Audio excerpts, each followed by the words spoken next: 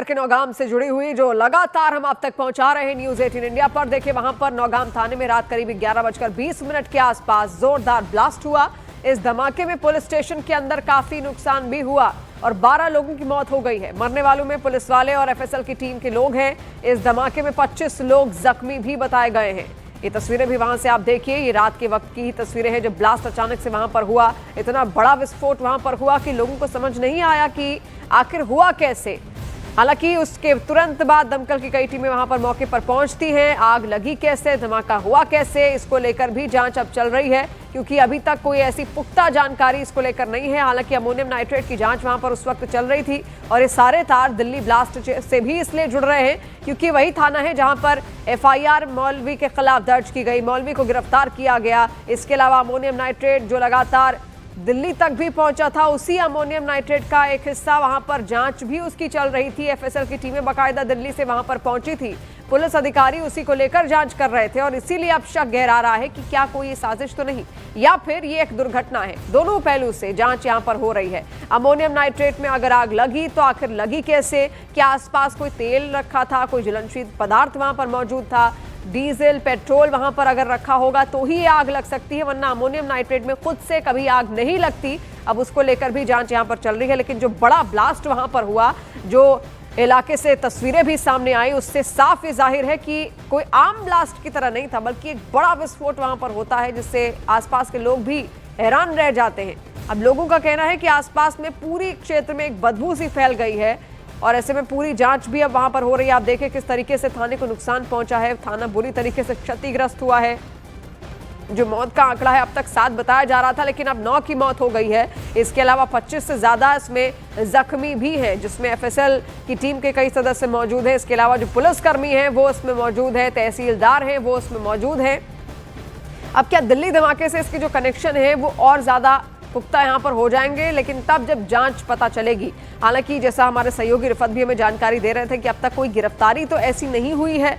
कोई पूछताछ हो सकता है आगे आने वाले वक्त में सीसीटीवी के आधार पर यहाँ पर की जा सके कि क्या कोई कुछ यहाँ पर साजिश रचना चाहता था, क्योंकि जो फिजिकल एविडेंस थे वो भी मौजूद थे। तो क्या उनको मिटाने के, साक्ष्य मिटाने के प्रयास थे या फिर ये एक दुर्घटना ही थी?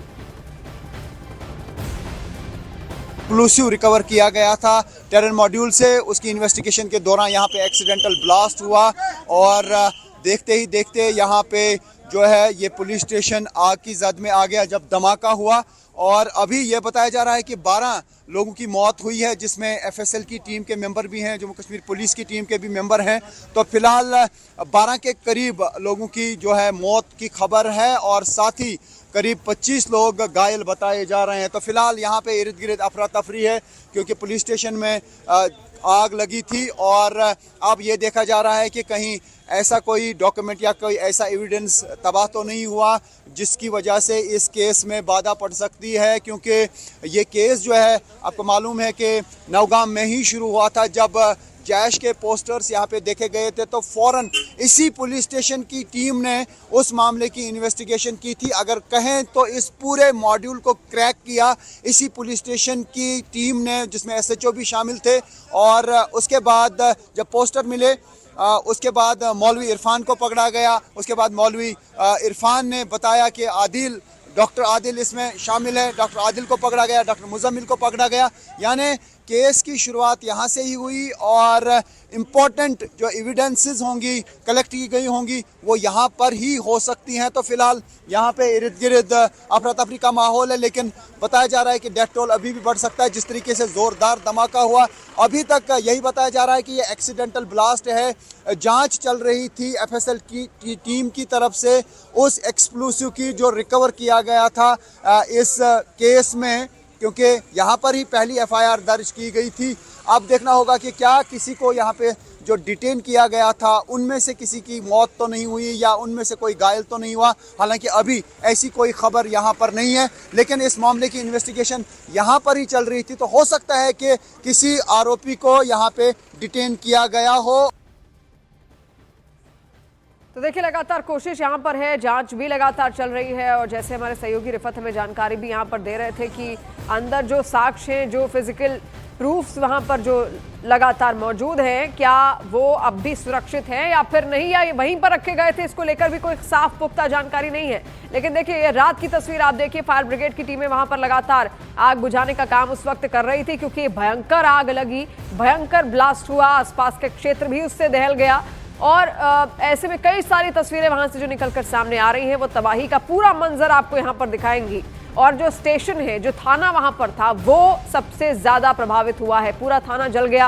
12 की मौत अब तक बताई जा रही है, 25 लोग घायल हैं। इसी आंकड़े से आप अंदाजा लगा लीजिए कि आखिर ये क्या वहां पर हुआ, कितना बड़ा ये जो ब्लास्ट था, कितना बड़े बड़े स्तर पर यहाँ पर हुआ होगा। इसीलिए अब जांच भी लगातार की जा रही है।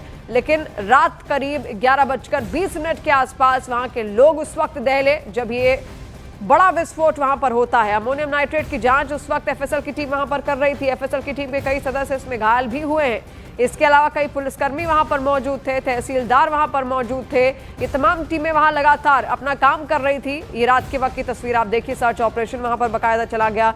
जम्मू कश्मीर की पुलिस वहां पर पहुंचती है, एहतियातन सब कुछ वहां पर सुरक्षा के पुख्ता इंतजाम तुरंत किए जाते हैं क्योंकि अचानक से अफरा तफरी मची। जब ब्लास्ट हुआ तो लोग दौड़े, जिनको जो समझ में आया उन्होंने वहां पर लोगों को बचाने का प्रयास भी यहां पर किया। घायलों को अस्पताल में पहुंचाया गया है, दमकल की टीमें तुरंत वहां पर पहुंचती हैं।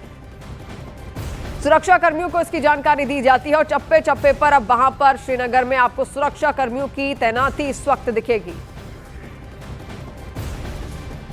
हम भी नौगाम इलाके में और यहीं पे अभी कुछ समय पहले एक जोरदार धमाका हुआ जिसकी वजह से पूरी नौगाम पुलिस स्टेशन जो है ज़मीन बोस हो गया है और तमाम मकान जो यहाँ पे हैं वो भी डैमेज हो चुके हैं। मैं अपने विजय से कहूँगा वो को बाहर की तस्वीर दिखाई। ये नौगाम पुलिस स्टेशन है जो आपको अपनी स्क्रीन पर दिख रहा है, जो कि अब पूरा ख़त्म हुआ दिख रहा है आपको। बाहर फायर सर्विस एम्बुलेंसेज लगातार इंजर्ड और कैजुअल्टीज़ को जो है ले जा रही है और लगातार ये प्रयास किया जा रहा है कि जो भी जख्मी है उनको बाहर लिया जाए या जो भी जिनकी भी इनमें मृत्यु हुई उनको लिया जाए। एक्सक्लूसिव रिपोर्ट जो है हम नौगाम एरिया से आपको भेज रहे हैं और ये लगातार जो है प्रक्रिया जारी है जिसमें सुरक्षा बल लगातार ये प्रयास कर रहे हैं कि यहाँ पे जो भी जख्मी है उनको जल्द से अस्पताल लिया जाए। शायद वही एक्सक्लूसिव मटेरियल था जो कि ये टीम जो है लगातार अपनी तरफ से जमा कर रही थी।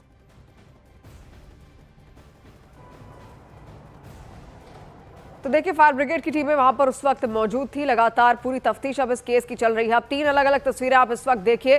पहले श्रीनगर में जो ब्लास्ट हुआ नौगाम थाने में, उसके बाद ग्राउंड जीरो पर देखिए वहां अचानक से हलचल मचती हुई दिखी। उसके बाद सुरक्षा बलों की टीमें वहां पर तैनात कर दी गई हैं। मौलवी इरफान, जिसका नाम बार बार इस पूरे केस को लेकर आ रहा था, दिल्ली ब्लास्ट का मास्टरमाइंड जो बताया जा रहा था, इसी थाने में देखिए गिरफ्तारी यहां पर उसकी हुई थी।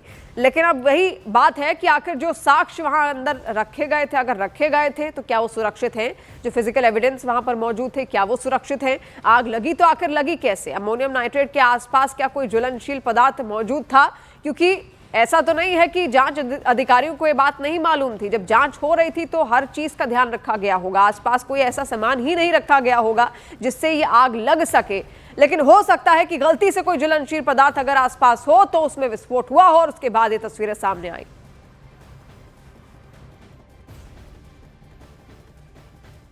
हम श्रीनगर के नौगाम इलाके में है, जहां पर कुछ देर पहले ही अभी एक बहुत ज़ोरदार धमाके की आवाज़ सुनाई दी है। हालांकि कारण अभी स्पष्ट नहीं हुआ कि धमाके की वजह क्या है, लेकिन आपको बताते चलें कि हवा में इस वक्त एक अजीब सी ही बदबू है और जिसका कारण ये बताया जा रहा है कि साथ ही साथ यहाँ पर एक गैस एजेंसी है जहाँ पर एक बहुत बड़ा धमाका हुआ है और कई सारे गैस सिलेंडर्स फटे हुए हैं। सुनने में ये भी आ रहा है कि कई सारे लोग ज़ख्मी हुए हैं जो इस वक्त बादामी बाग के 92 बेस कैंप में ज़ेर इलाज है। इस वक्त पुलिस जो है यहाँ पे तैनात है, साथ ही साथ सीआरपीएफ के टॉप ऑफिशियल्स पहुँचे हैं। अभी 3 तस्वीरें एक बार फिर से आप देखिए। नौगाम थाने में जहां पर ब्लास्ट हुआ, उसके बाद ग्राउंड जीरो पर न्यूज़ 18 इंडिया तुरंत वहां पर पहुंचा और सुबह से ही ये कवरेज हमारी लगातार जारी है। एक एक पहलू पर हम चर्चा भी कर रहे हैं, विस्तार से आपको जानकारी भी दे रहे हैं। और दिल्ली धमाके की जांच अब तेज तो यहां पर हुई ही है और ये जो जांच थी ये श्रीनगर जम्मू कश्मीर तक भी हो रही थी क्योंकि वहां से मौलवी की गिरफ्तारी हुई। मौलवी वही जो मास्टरमाइंड था इस पूरे केस को लेकर, जो डॉक्टरों के साथ संपर्क में था। अमोनियम नाइट्रेट भी वहीं पर रखा हुआ था, उसी की जांच उस वक्त एफएसएल की टीम कर रही थी। इसके अलावा एफआईआर भी इसी थाने में दर्ज की गई थी इस पूरे केस को लेकर। और इसके अलावा जैश के जो पोस्टर्स हासिल हुए थे उस मौलवी के घर से, वो भी यहीं पर लाए गए थे। लेकिन अब सवाल यही है कि